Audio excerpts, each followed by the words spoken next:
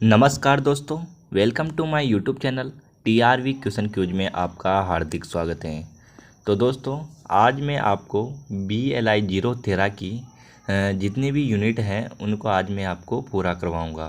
ठीक है, तो जो वीडियो का जो पहला भाग है उसमें आपको लगभग 3 यूनिट में पूरा करवाऊंगा और जो अगली वीडियो जो अगला भाग रहेगा भाग नंबर 2, तो उसमें आपको मैं पूरी कंप्लीट यूनिट करवा दूंगा। ठीक है, तो जिसमें कुल लगभग 6 यूनिट हैं BLI 013 में, और आज मैं आपको उनमें से 3 यूनिट पूरी करवा दूंगा एक वीडियो में। ठीक है, तो चलते हैं वीडियो की ओर। ये हैं BLI 013, इसकी नंबर यूनिट 1 है। तो यूनिट नंबर 1 क्या है? सूचना की श्रेणियों सूत्रों का क्या कहना है। ठीक है, तो इनके बारे में हम बात करेंगे। तो सूचना स्रोत के प्रकार, सूचना स्रोत के 2 प्रकार हैं। तो फर्स्ट जो प्रकार है क्या है? सूचना के दस्तावेजी स्रोत, और दूसरा है गैर दस्तावेजी स्रोत। ठीक है, तो ये 2 स्रोत आपको याद रखना है कि सूचना श्रेणी के कितने स्रोत हैं। तो 2 स्रोत हैं। ठीक है, 2 प्रकार के होते हैं, और ये सूचना स्रोत और गैर दस्तावेज स्रोत। ठीक है, अगला क्या है? सूचना का प्राथमिक स्रोत। अब सूचना के प्राथमिक स्रोत मैंने आपको पहले टेबल में बता रखा है कि कौन कौन से सूचना के प्राथमिक स्रोत हैं। तो ये प्राथमिक स्रोत वही हैं। फर्स्ट है प्राथमिक पत्रिका, दूसरा है समाचार पत्र, तीसरा है तकनीकी रिपोर्ट, जो 4th नंबर है निबंध, सम्मेलन पत्र, और पेटेंट और मानक हैं, और व्यापार और उत्पादन बुलेटिन। ठीक है, तो ये प्राथमिक पत्रिका है, ये वर्तमान विज्ञान प्राथमिक पत्रिका का उदाहरण है। किसका उदाहरण है? तो यह वर्तमान विज्ञान। ठीक है, तो आपको याद रखना है जो प्राथमिक पत्रिका है ये वर्तमान विज्ञान प्राथमिक पत्रिका का उदाहरण है। और जो ये पेटेंट है 6 नंबर का, ये बहुत इंपॉर्टेंट है। क्वेश्चन हर बार यहाँ से आता है कि पेटेंट कौन सा स्रोत है। ठीक है, तो प्राथमिक स्रोत हैं। और जो 7 नंबर का जो मानक है ये है भारत में मानक BIS द्वारा तैयार किया जाता है।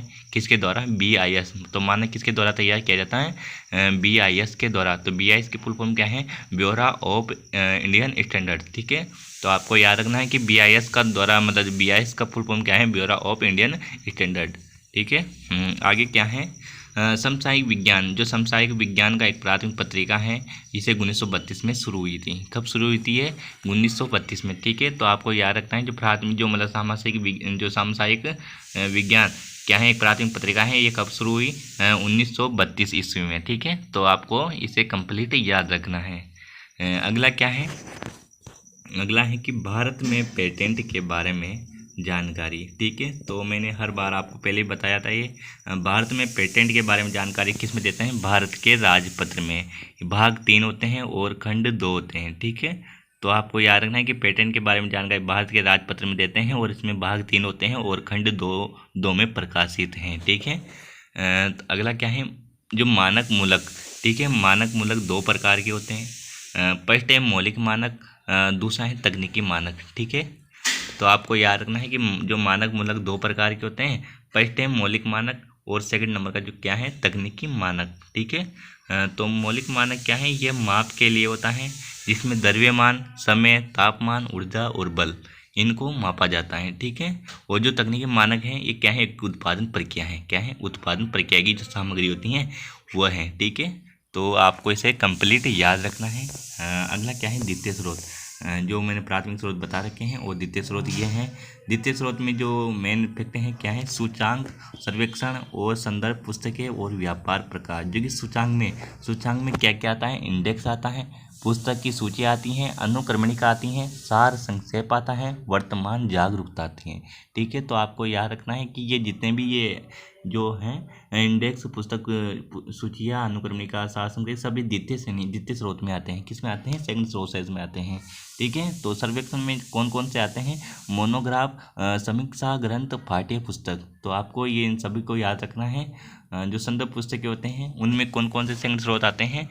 उसमें आते हैं शब्दकोश, ईयर बुक, पंचांग, मानचित्र, एटलस, जीवन स्रोत, भौगोलिक स्रोत, हैंड बुक, विश्वकोश, सांख्यिकी स्रोत, निर्देशिका है, वर्तमान संदर्भ। ठीक है, ये निर्देशिकाएं एक तृतीय स्रोत में भी आती हैं, आपको इससे कंफ्यूज नहीं होना, ये दोनों में आती हैं, द्वितीय स्रोत और तृतीय स्रोत में। ठीक है, तो संदर्भ पुस्तकें तो ये आपको याद रखना है। जो व्यापार प्रकार है 3-4 प्रकार के होते हैं। अनुक्रमणिका जो अमूर्तीकरण होते हैं, एक सर्वेक्षण प्रकार के होते हैं, एक अनुवाद होते हैं, चौथा क्या है संदर्भ पुस्तकें। तो ये व्यापार प्रकार 4 प्रकार के होते हैं, ठीक है। आगे क्या है इंडेक्स। इंडेक्स एक लैटिन शब्द का इंडिकेटर से लिया गया है। किससे लिया गया है? इंडिकेटर से लिए गए हैं, ठीक है। तो आपको याद रखना है कि इंडेक्स किस शब्द से लिए गए हैं? लैटिन शब्द, मतलब लैटिन भाषा से लिए गए हैं। और शब्द कौन सा है? इंडिकेटर, ठीक है। ठीक है, इसका अर्थ है इंगित करना या दिखाना, ठीक है। आपको याद रखना है कि इंडेक्स का अर्थ क्या होता है? इंगित करना या दिखाना। और इसका जो सूचांक प्रकार द्वितीय स्रोत या प्राथमिक स्रोत से स्कैन करता है। जो इसका जो सूचांक प्रकार होते हैं वो किससे मतलब स्कैन करता है? या तो द्वितीय स्रोत से या फिर प्राथमिक स्रोत से स्कैन करता है, ठीक है। आगे क्या है? गैर दस्तावेज स्रोत, ठीक है। अब गैर दस्तावेज स्रोत क्या है? मैंने आपको पहले बताया था कि एक तो मनुष्य होते हैं, संगठन होते हैं, प्रिंट मीडिया के अलावा मास मीडिया भी होता है, ठीक है। एक होता है साइबर मीडिया और एक जनसंचार। ये 5 आपको दस्तावेज मतलब गैर दस्तावेज स्रोतों को याद रखना है। मनुष्य, संगठन और प्रिंट मीडिया और साइबर मीडिया और संचार, ठीक है। आपको इनको कंप्लीट याद रखना है। आगे क्या है? विलियम गिब्सन ने अपनी 1982 की कहानी जो कि किस में लिखी थी? बर्निंग क्रोम में गढ़ा। किस में गढ़ा? बर्निंग क्रोम में, ठीक है। तो आपको याद रखना है कि विलियम जो गिब्सन ने अपनी 1982 की जो कहानी है बर्निंग क्रोम में गढ़ा, ठीक है। और 1984 के उपन्यास न्यूरोमैंसर द्वारा लोकप्रिय हुआ। किसके द्वारा लोकप्रिय हुआ? 1984 में उपन्यास न्यूरोमैंसर के द्वारा लोकप्रिय हुआ था। तो आपको याद रखना है ये किसके द्वारा मतलब लोकप्रिय हुआ? न्यूरोमैंसर के द्वारा। कब हुआ था? 1984 में। आगे क्या है? सुमेरियन। ये आपको मैंने पहले बताया था कि सुमेरियन जो कि चित्रात्मक लेखन विकसित किया, मतलब सबसे पहले चित्रात्मक लेखन किसने विकसित किया? सुमेरियन ने, ठीक है। आगे क्या है? चीनियों ने 868 ईस्वी में, ये बहुत इंपॉर्टेंट है, चीनियों ने 868 ईस्वी में डायमंड सूत्र नामक ज्ञात पुस्तक बनाई। कौन सी? एक जो डायमंड सूत्र नामक एक मुद्रित पुस्तक बनाई थी। कौन सी पुस्तक? डायमंड सूत्र नामक। तो अगर आपसे पूछा जाए कि डायमंड सूत्र नामक मुद्रित पुस्तक किसने बनाई, तो चीनियों ने बनाई। कब बनाए? 868 में बनाए। चीनियों ने कौन सी पुस्तक बनाई? डायमंड सूत्र नामक पुस्तक, ठीक है। तो आपको इसे कंप्लीट याद रखना है। अगला क्या है? यूरोपा में जोहान्स गुटेनबर्ग ने चारों ओर चलकर कौन सा मतलब प्रिंटिंग प्रेस विकसित किया? कौन सा प्रेस विकसित किया? प्रिंटिंग। तो ये मैंने आपको पहले बताया था कि यूरोपा में, कब? मतलब कहाँ पर? यूरोपा में। किसने? जोहान्स जो कि गुटेनबर्ग, किसने? गुटेनबर्ग ने चारों ओर चल प्रकार की एक प्रिंटिंग, किस प्रकार की? चल प्रकार की प्रिंटिंग प्रेस विकसित की। प्रिंटिंग प्रेस किसने विकसित की? गुटेनबर्ग ने, ठीक है। कहाँ पर? यूरोपा में। जैसे कि प्राथमिक स्रोत, द्वितीय स्रोत और तृतीय स्रोत मैं आपको एक बार फिर बता देता हूँ। हर बार क्वेश्चन आता है, यहाँ से बनता है, ठीक है। तो आप इनको कंप्लीट याद रखें।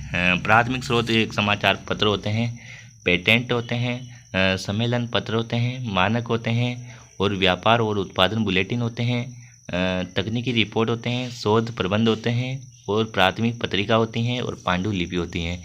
यह आपको प्राथमिक स्रोत याद रखना है, ठीक है। और द्वितीय स्रोत कौन कौन से होते हैं? अनुक्रमणिका और ग्रंथ सूची, सार गर्भित पत्रिका है, संदर्भ पुस्तकें, समीक्षाएं, पाठ्य पुस्तकें, ग्रंथ, तकनीकी संघ सूची और अनुवादिक, ठीक है। तो आपको इसे याद रखना है। और तृतीय स्रोत में कौन कौन से आते हैं?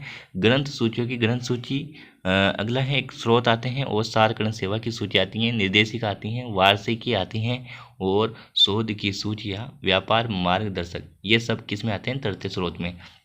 तो आपको इसे यहाँ से स्क्रीनशॉट ले लेना और इनको याद रखना, ठीक है। हर बार क्वेश्चन आता है, ठीक है। अगले क्या है? Gazetteer of India. ये कब प्रकाश में आया? ये प्रकाश में आया ये 1881 में, ठीक है। तो आपको इसे याद रखना है, ये एग्जाम की दृष्टि से बहुत इंपॉर्टेंट है। तो गजेटियर ऑफ इंडिया कब प्रकाश में आया था? 1881 में, ठीक है। आगे क्या है? स्टेटमैन ईयर बुक, ठीक है। स्टेटमैन ईयर बुक का जो विश्व के राष्ट्र किस सूचना में संबंधित हैं? किस में संबंधित हैं? ये विश्व के राष्ट्र में। तो आपसे पूछा जाए कि स्टेटमैन ईयर बुक किससे संबंधित है? किस सूचना से संबंधित है? ये विश्व के राष्ट्र से संबंधित हैं, ठीक है। तो विश्व के राष्ट्र की सूचना के लिए कौन सी बुक? Statesman year book. तो आपको याद रखना है स्टेट मेन ईयर बुक किसके लिए संबंधित हैं? विश्व के राष्ट्र की सूचनाओं के लिए। ठीक है। अनुदार उदार एक संदर्भ सेवा में आता है। किस सेवा में आता है? संदर्भ सेवा में। अनुदार उदार किस में आता है? संदर्भ सेवा में आता है। ठीक है, आपको इसे याद रखना है कि अनुदार और उदार किस सेवा में आता है? संदर्भ सेवा में आता है। ठीक है। आगे क्या है? Encyclopedia of Britannica. क्या? इंसाइक्लोपीडिया ऑफ ब्रिटेनिका कौन से खंड में प्रोपीडिया कहते हैं? मतलब तृतीय खंड को प्रोपीडिया कहते हैं। मैंने हर बार आपको बताया है, पहले भी बता रखा है कि तृतीय खंड को क्या कहा जाता है? प्रोपीडिया कहा जाता है। ठीक है, तो प्रोपीडिया इंसाइक्लोपीडिया ऑफ ब्रिटेनिका के तृतीय खंड को 63 नंबर का वॉल्यूम को क्या कहा जाता है? प्रोपीडिया कहा जाता है। ठीक है। विदेशी भाषा में शब्दकोश को लेक्सिकॉन कहते हैं। किसको कहते हैं? लेक्सिकॉन। विदेशी भाषा में मतलब जो शब्दकोश होते हैं ना, उनको क्या कहा जाता है? लेक्सिकॉन कहा जाता है। ठीक है, तो इसे आपको याद रखना है कि विदेशी भाषा में शब्दकोश को क्या कहा जाता है? लेक्सिकॉन। ठीक है।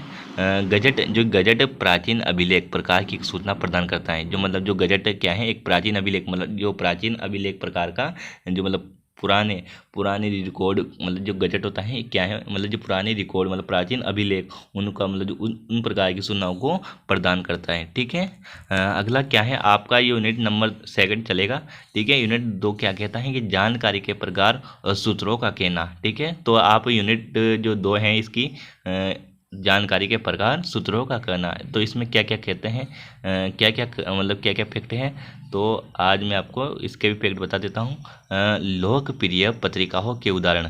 अब लोकप्रिय पत्रिकाओं के उदाहरण कौन कौन से हैं? एक तो विज्ञान रिपोर्टर हैं। ठीक है, और दूसरा है विज्ञान प्रगति, और तीसरा है साइंस की दुनिया।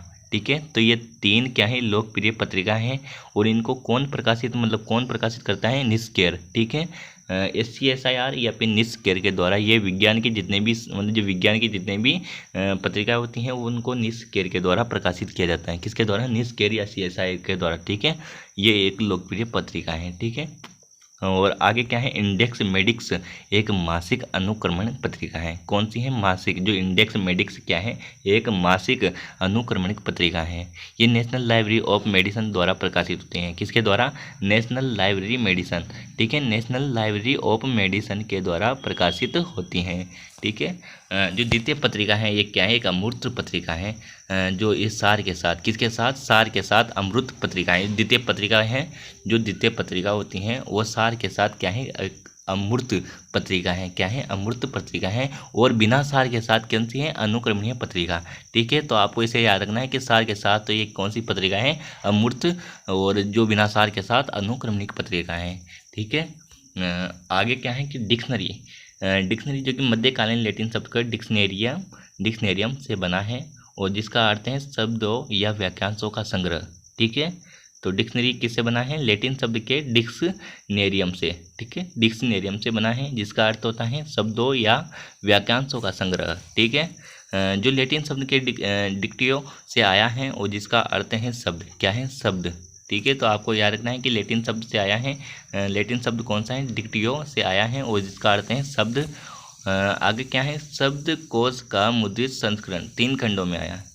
शब्दकोश है उसका मुद्रित जो संस्करण मतलब एडिशन 3 खंडों में आया है। इसे 1961 में GSE के द्वारा मेरियम द्वारा, किसके द्वारा? GSE के मेरियम द्वारा प्रकाशित किया। किसके द्वारा? GSC मेरियम के द्वारा। ठीक है, और ये नवीनतम संशोधन जो नवीनतम जो नया संशोधन 2002 में आया। किसका? मतलब जो शब्दकोश जो मुद्रित संस्करण है, जो मतलब नया एडिशन है, 3 खंडों में आया था, मुद्रित एडिशन। ठीक है, तो आपको याद रखना है कि शब्दकोश का मुद्रित संस्करण 3 खंडों में आया, 3 खंडों में है, और इसे 1961 में GSE मेरियम द्वारा प्रकाशित किया गया, और जो नया संशोधन 2002 में आया। ठीक है। आगे क्या है? कैम्ब्रिज। ठीक है, कैम्ब्रिज का जो ऑक्सफोर्ड डिक्शनरी जो 7वां एडिशन 2009 में अंग्रेजी और न संस्कृत में आया। ठीक है, तो वह संस्कृत में आया। किस में आया? जो कैम्ब्रिज का जो ऑक्सफोर्ड डिक्शनरी जो 7वां एडिशन है वो 2009 में अंग्रेजी व संस्कृत में आया था। किस में आया था? संस्कृत में आया। ठीक है, तो आपको याद रखना है कि जो ये 7वां एडिशन है 2009 में अंग्रेजी और संस्कृत में आया था। कौन सा? मतलब कैम्ब्रिज का ऑक्सफोर्ड डिक्शनरी। ठीक है, तो आगे क्या है कि बच्चों के लिए विश्व पंचांग भी 1995 में प्रकाशित हुआ। ठीक है। तो कब हो रहा है? 95, ठीक है, 95, ठीक है। तो 1995 बच्चों के लिए क्या है? विश्व पंचांग कब प्रकाशित हुआ? 1995, ठीक है। हैंड बुक, अगला क्या है? हैंड बुक शब्द जो कि जर्मन शब्द हैंड बच से लिया गया है। किससे लिया है? हैंड बच से लिया है, और जिसका अर्थ है उपयोगी तथ्य देने वाली छोटी पुस्तक, ठीक है। तो इसका अर्थ क्या है? उपयोगी तथ्य देने वाली छोटी पुस्तक है। आगे क्या है? मैनुअल, मैनुअल जो कि लैटिन भाषा का शब्द है, और जिसका अर्थ है एक गाइड बुक, ठीक है। मैनुअल क्या है? एक लैटिन भाषा का शब्द है, जिसका अर्थ है गाइड बुक। और मैनुअल आपको मैंने बता रखा है कि मैनुअल वो है जो मतलब निर्देश देती हैं, किसी भी मशीन मतलब कार्य को करने के लिए निर्देश देती हैं, ठीक है। तो ये लैटिन भाषा का शब्द है, इसका मतलब अर्थ मतलब वही गाइड बुक, जिसे एक गाइड मतलब एक कोई निर्देश देती हैं, ठीक है। आगे क्या है? हैंड बुक, हैंड बुक और मैनुअल दोनों तैयार संदर्भ स्रोत हैं, जो कि हैंड बुक और मैनुअल दोनों क्या है? एक संदर्भ स्रोत हैं, जिसमें जानने लायक तथ्य और करने लायक निर्देश शामिल हैं, ठीक है। तो हैंड बुक और मैनुअल दोनों एक जैसे शब्द हैं, क्योंकि इसमें जानने लायक तथ्य या फिर निर्देश शामिल होते हैं, ठीक है। तो ये मैनुअल वही हैं, किसी मशीन को चलाने के लिए निर्देशों को एक पुस्तक है, ठीक है। और ये अगला है जो ये बहुत ही इम्पोर्टेंट है, काठमांडू विश्वविद्यालय कहाँ स्थित है? नेपाल में। तो आपको याद रखना है कि काठमांडू विश्वविद्यालय कहाँ है? स्थित है नेपाल में, ठीक है। ये मॉरिसन जो विश्वविद्यालय है, ये मॉरिसन और भूटान की रॉयल यूनिवर्सिटी है। क्या है? मॉरिसन जो विश्वविद्यालय मतलब जो मॉरिसन यूनिवर्सिटी है, ये क्या है? ये कहाँ की यूनिवर्सिटी है? ये मॉरिसन और भूटान की रॉयल यूनिवर्सिटी है। क्या है? मॉरिसन और भूटान की, ठीक है। तो आपको याद रखना है कि मॉरिसन यूनिवर्सिटी जो कि मॉरिसन और भूटान की रॉयल यूनिवर्सिटी है, ठीक है। मानचित्र के संदर्भ, मानचित्र के संग्रह वाली पुस्तक को एटलस कहा जाता है। क्या कहा जाता है? एटलस। और एटलस में प्रत्येक देश के मानचित्र होते हैं, ठीक है। तो एटलस मतलब एटलस किसे कहते हैं? एटलस उसे कहते हैं जिसमें मतलब पूरे देश के मानचित्र होते हैं, और मानचित्रों का संग्रह या फिर और मतलब जो मानचित्रों वाली पुस्तक को एटलस कहा जाता है। एटलस में प्रत्येक देश के मानचित्र होते हैं, ठीक है। आगे क्या है? भारत में हमारे पास सर्वे ऑफ इंडिया देहरादून में है। कहाँ? मतलब जो भारत में मतलब जो सर्वे ऑफ इंडिया कहाँ स्थित है? देहरादून में है, और ये एक राष्ट्रीय प्रधान मानचित्र एजेंसी है, ठीक है। तो देहरादून में क्या है? एक राष्ट्रीय प्रधान मानचित्र एजेंसी, ठीक है। तो सर्वे ऑफ इंडिया देहरादून में क्या है? राष्ट्रीय प्रधान मानचित्र एजेंसी है, ठीक है। तो आपको इसे याद रखना है। अगला क्या है कि भारत में एटलस की पहली बार 1957 में NATMO द्वारा प्रकाशित किया गया। किसके द्वारा? NATMO के द्वारा। कब किया गया? 1957 में। एटलस पहली बार कब प्रकाशित हुआ? 1957 में। किसके द्वारा? NATMO के द्वारा, ठीक है। तो आपको इसे कंप्लीट याद रखना है। अगला क्या है? भारत के राष्ट्रीय एटलस जो कि 300 बहुसगी मानचित्र हैं। क्या है? बहुसगी मानचित्र हैं, और इसे 8 खंडों में जारी किया गया है। कितने खंडों में? 8 खंडों में, ठीक है। तो भारत के जो राष्ट्रीय जो एटलस मतलब जो देश के जो मैप मतलब मानचित्र होते हैं, उनको 300 बहुसगी मतलब मानचित्रों में 8 खंडों में जारी किया गया है, ठीक है। अब जो एटलस मतलब जो एटलस का आकार कितना होता है, ये बहुत इंपॉर्टेंट है। एटलस का आकार भी पूछा जाता है कि एटलस का आकार कितना होता है। तो 45 इंटू 31, ठीक है। तो आपको इनसे याद रखना है कि 45 इंटू 31 सेंटीमीटर होता है, ठीक है। तो एटलस का आकार कितना होता है? 45 इंटू 31 सेंटीमीटर होता है, ठीक है। आगे क्या है? Guide book. गाइड बुक क्या है? मूल रूप से यात्रा या गाइड या पर्यटक गाइड है, ठीक है। तो गाइड बुक क्या है? गाइड बुक एक मूल रूप से एक यात्रा गाइड या भी पर्यटक गाइड है। क्या है? पर्यटक मतलब घूमने वाले जो गाइड मतलब गाइडेंस देता है, ठीक है। तो इसे गाइड बुक कहते हैं। अगला क्या है? यूरोपा जो कि यूरोप पब्लिकेशन, ठीक है। ये हुजहू जो बुक है, इंटरनेशनल जो हुजहू बुक है, वो 2011 में 74वां संस्करण प्रकाशित में आया। और इंडियन हुजहू का जो मतलब 2008 से या 9 के लगभग 13वां संस्करण प्रकाशित हुआ था, ठीक है। तो इसका जो 2011 में हुजहू जो नेशनल बुक है हुजहू, ठीक है, ये यूरोपा से प्रकाशित हुआ था, पब्लिकेशन हुआ था मतलब। तो इंटरनेशनल हुजहू जो बुक है 2011 में तो 74वां संस्करण आया, और जो 2008 या 9 में 13वां संस्करण मतलब 13वां एडिशन प्रकाशित में आया, ठीक है। तो इसे आपको कंप्लीट याद रखना है। आगे क्या है कि हु वाज हु, ठीक है। ये भी आता है question, who was who in America. ये खंड 31 दिसंबर 2010 को मार्कविस द्वारा प्रकाशित, किसके द्वारा? मार्कविस के द्वारा प्रकाशित। कौन सा? Who was who in America, जो कि खंड 21 दिसंबर 2010 में किसके द्वारा प्रकाशित? मार्क विस के द्वारा मतलब प्रकाशित। ठीक है। निस्केर क्या है? निस्केर वही राष्ट्रीय विज्ञान संचार संस्थान एवं सूचना संसाधन। तो इसे आपको याद रखना है कि निस्केर वही जो विज्ञान के जो संचार संस्थान होते हैं वो निस्केर होते हैं। ठीक है। अगला क्या है? यूनिट जो 3 है परिसंचरण सेवाएं। तो यूनिट 3 आपको इसमें आपको यूनिट 3 भी मैं बता देता हूँ कि इसमें क्या क्या इंपॉर्टेंट फैक्ट बनते हैं। ठीक है। ये सब जितने भी नोट्स हैं ये इग्नो की बुक से बने हुए हैं। जो मैंने जो इम्पोर्टेंट फैक्ट हैं उन्हीं को मैंने लिखा है। ठीक है। हर बार क्वेश्चन यहीं से बनता है और यहीं से आता है। ठीक है। आगे क्या है? मतलब सर्कुलेशन सेवाओं का दायरा, सर्कुलेशन कार्य। अब सर्कुलेशन सेवाओं का जो दायरा वो सब कार्य कौन कौन से हैं? जो मेन कार्य हैं वो हैं सदस्यों का पंजीकरण। सेकंड नंबर का क्या है? उपयोगकर्ताओं को डेटाबेस जो डेटाबेस मतलब जो रख रखाव और एक चार्जिंग और डिस्चार्जिंग। ठीक है। जो फोर्थ नंबर का है नवीनीकरण। स्मरण करो आरक्षण या अतिदेय जुर्माना की वसूली। ठीक है। तो आपको ये सर्कुलेशन सेवा या पे इसके कार्य याद रखने हैं। इनमें से कोई से भी कार्य आपसे पूछा जा सकता है और एक अदर ऑप्शन में देगा ताकि आप क्वेश्चन को राइट या गलत कर सके। ठीक है। इसमें 2 कार्ड प्रणाली होती है। तो कौन कौन सी? एक तो ब्राउन सिस्टम, एक न्यूयॉर्क प्रणाली। ठीक है। तो कार्ड प्रणाली 2 प्रकार के होते हैं, ब्राउन सिस्टम, न्यूयॉर्क प्रणाली। ठीक है। और जो परिसंचरण का कार्य क्या होता है? सदस्य एक तो सदस्यों का पंजीकरण करना, एक है चार्जिंग और डिस्चार्जिंग। ठीक है। तो आपको याद रखना है कि परिसंचरण के कार्य कितने होते हैं? 2 प्रकार के कार्य होते हैं। पहला कार्य क्या है? सदस्यों का पंजीकरण है और चार्जिंग एवं डिस्चार्जिंग। ठीक है। और जैसे कि RFID के विभिन्न घटक मैंने आपको पहले बताया था कौन कौन से वो घटक हैं। तो RFID के जो विभिन्न घटक हैं, एक तो टैग हैं, क्या है? RFID टैग हैं और एक है RFID रीडर हैं, कंप्यूटर हैं, स्वयं चेक हैं, निकास द्वारा हैं, एप्लीकेशन सॉफ्टवेयर और सर्वर हैं।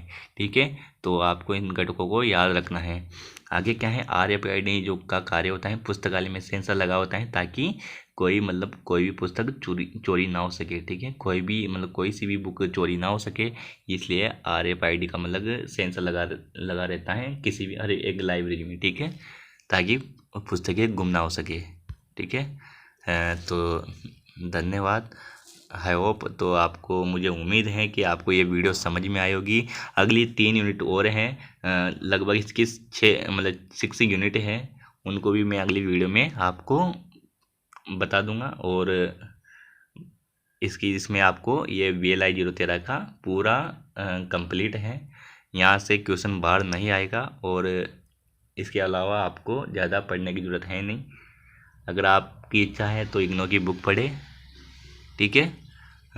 जितना हो सके उतना तो आप पिछले जो जितने भी पेपर हुए हैं उनको आप सोल्व करें ताकि आपको एग्ज़ाम में हेल्प मिल सके। ठीक है। धन्यवाद।